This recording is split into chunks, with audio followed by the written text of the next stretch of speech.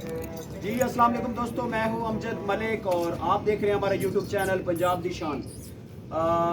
कुछ दिन पहले जनाब असी वीडियो एक लगाई यूट्यूब चैनल देते लाहौर दा इलाका आवान मार्केट दे विच ज़हीर साहब ने जानवर फॉर सेल वास्ते बुलाया, सानू असी वीडियो बनाई और साढ़े दोस्त ने भट्टी साहब इन्हें जनाब फैसल भट्टी साहब साड़ी वीडियो वेखी, राबता किया तो बाकी डिटेल्स जनाब भट्टी साहब ते ज़हीर भाई दसेंगे। अस्सलाम वालेकुम जी भाई।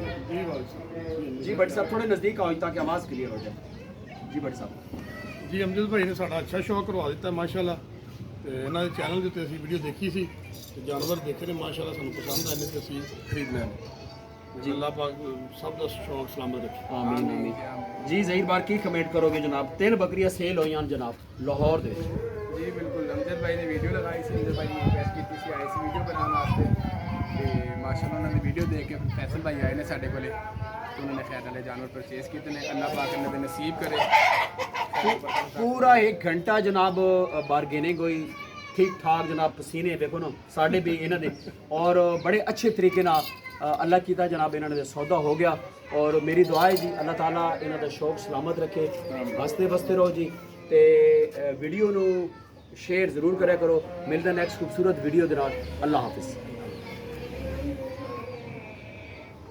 ओके।